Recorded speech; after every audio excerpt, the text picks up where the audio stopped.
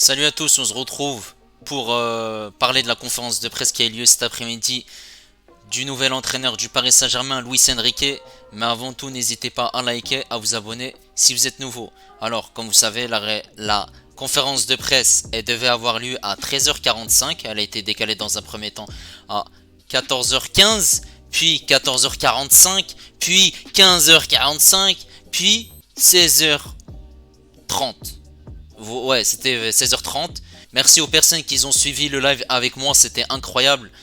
Toutes les personnes qui étaient présentes, qui ont liké, qui se sont abonnés sur le live. Alors, pour parler de cette conférence de presse, déjà, c'était effrayant le fait qu'elle soit énormément décalée. La raison pour laquelle la conférence de presse a été retardée, cela fait suite à un retard du vol de Nasser Al-Khalifi. Voilà, tout simplement. Luis Enrique, officiellement le nouvel entraîneur du Paris Saint-Germain, voilà, comme vous pouvez voir, il a signé un contrat de 2 ans jusqu'en 2025. Voilà, on espère en tout cas qu'il va réussir. Voilà, je vais vous citer les propos qu'il a tenus. En termes déjà d'objectifs, il voit grand. J'adore la pression inhérente à mon métier. Il y a des dizaines d'équipes qui rêvent des plus grands trophées.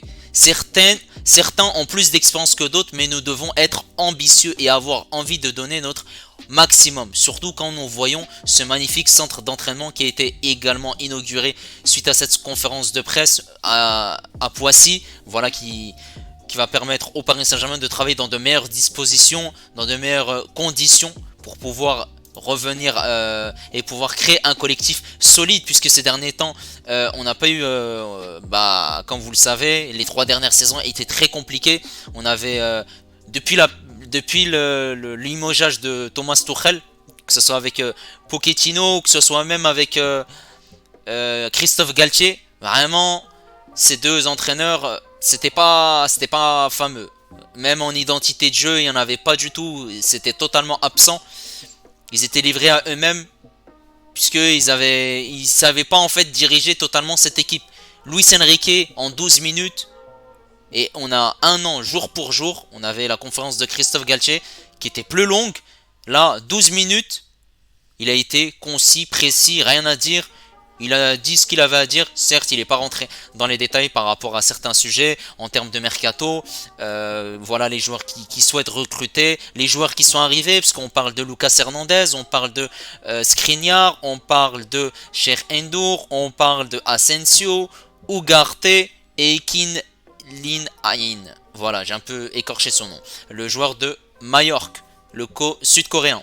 Voilà, ces questions n'ont pas été évoquées dans cette conférence de presse. Il a aussi parlé des jeunes. Il a également dit que le Paris Saint-Germain a un grand centre de formation dans lequel il a beaucoup investi. Les jeunes ont beaucoup de chances d'être ici. J'aime m'appuyer sur les jeunes. Je vais les rencontrer.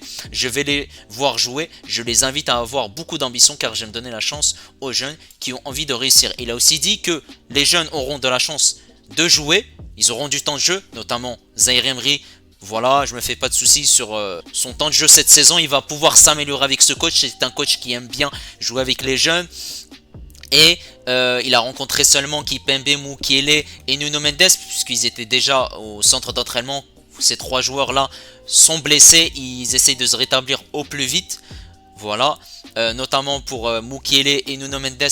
Pourquoi pas pour la reprise. Kipembe, c'est un peu plus long. Un retour est espéré au mois de novembre. Les jeunes ils seront à l'honneur en espérant par la même occasion que Xavi Simons, le PSG veut le faire revenir. On va mettre seulement une offre de 6 à 7 millions d'euros pour que Xavi Simons revienne au club. Maintenant reste la décision du joueur, à voir si le projet parisien l'intéresse ou s'il souhaite continuer avec le club du PSV Eindhoven. Et au niveau de sa philosophie de jeu, voilà, il a également cité que lui, il prônait un jeu offensif. Voilà, lui, il voulait bâtir quelque chose d'offensif, une identité de jeu avec les clubs où il est passé, Barça et l'Espagne récemment. C'est un entraîneur qui veut, il mène la possession en fait. Possession de jeu, le tiki-taka. Après, je sais pas si encore aujourd'hui, c'est toujours quelque chose qui est beaucoup sollicité. Et il a dit que l'identité offensive est non négociable. Ma philosophie est de jouer vers l'avant, on doit s'adapter aux joueurs que nous avons et tirer le meilleur des joueurs. Et mon objectif est de jouer un football offensif dans lequel le collectif prime. Nous allons voir une grande équipe, nous voulons que les supporters soient fiers, nous travaillons tous ensemble pour faire une grande équipe. Je sais que ce n'est pas évident, mais nous devons créer une synergie, travailler ensemble. Voilà, il pose les bases, il pose les fondements pour montrer aux autres joueurs et à ce club et même également à Luis Campos qui veut avoir une équipe compétitive. Déjà un collectif pour pouvoir jouer en Ligue 1, en Coupe de France et en Ligue des Champions et pouvoir aller loin. Mais d'abord, avant d'aller loin en Ligue des Champions, il faut créer quelque chose de solide. Un collectif autour de différents joueurs. Pas une équipe autour d'un seul joueur, comme Kylian Mbappé. Non, un collectif. Si tu as un joueur qui est blessé, tu sais le remplacer par qui. Voilà. T'es pas dépendant d'un joueur comme Mbappé ou à l'époque Ibrahimovic. Maintenant, il y a aussi Nasser Al-Khelaifi qui est passé également en conférence de presse et il a dit que Mbappé, ma position est très claire. Si Kylian Mbappé veut rester, mais nous, on veut qu'il reste. Mais il doit signer un nouveau contrat. On ne peut pas laisser le meilleur joueur du monde partir gratuitement. C'est impossible. Il a déjà dit, jamais je ne partirai gratuitement. Voilà, ça c'est les bases qu'il a posées. Nasser Khelaifi, il a tapé du poing, il a dit les termes en conférence de presse. Et c'est ce qu'on attendait, nous, supporters parisiens, puisque ça fait des semaines qu'on a ce dossier, que Mbappé, voilà, il parle pas, ou il fait de la langue de bois. Voilà, personne ne veut, que ça soit lui ou que ça soit Nasser ou Mbappé, ne veut dire qu'on ne veut plus de lui. Pourquoi? Tout simplement, c'est une histoire de prime, puisque son contrat et sa clause, elle arrive à expiration le 31 juillet, c'est-à-dire que s'il n'active pas cette clause, il ne pourra pas prolonger jusqu'en 2025. Et lui, il ne veut pas prolonger, c'est-à-dire que l'été prochain, il sera libre. Et au 1er septembre également, il y a une clause qui va être offerte par le Paris Saint-Germain, qui est, il me semble, à hauteur de 60 millions d'euros.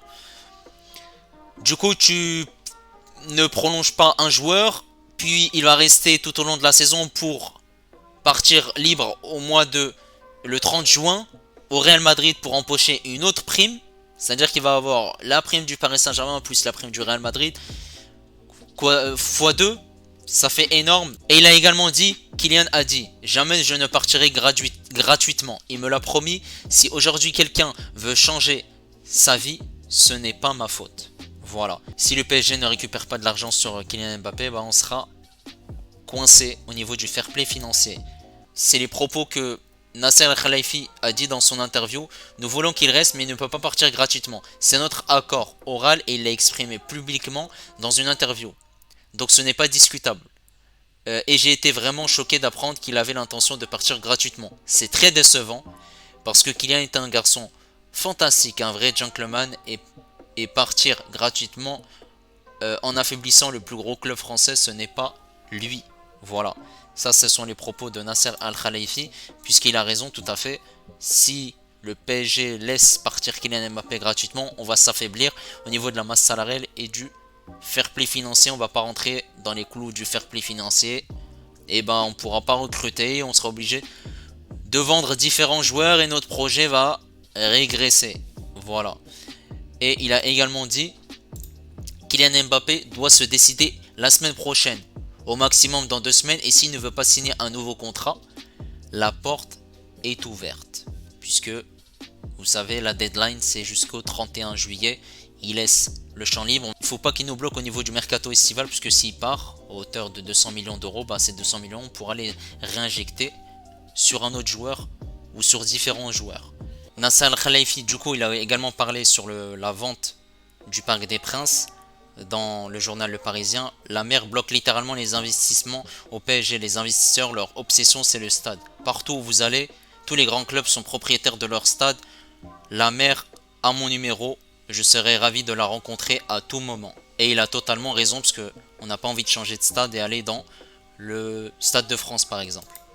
Alors, du coup, pour revenir à cette conférence de presse, voilà, il y a du positif, énormément de positif même. On attend de voir ce qui il va se passer dans les prochains jours, prochaines semaines. En termes d'officialisation, maintenant, ça va se concrétiser de Lucas Hernandez, Skriniar, Cheikh Ndour, Asensio, Ugarte et Kin Illy. Malheureusement, les journalistes n'ont pas posé des questions pertinentes à Luis Enrique pour notamment quel va être le budget pour l'attaque, combien de joueurs vous allez recruter au milieu, en défense, quels sont vos objectifs de joueurs en termes de poste, en termes de qualité. Ça n'a pas été défini. Voilà, c'était des questions sur Mbappé, sur Neymar. L'entraîneur, forcément, Luis Enrique a botté en touche, puisque c'est ce qu'il fallait faire. Et Mbappé n'est pas le centre du Paris Saint-Germain. Voilà.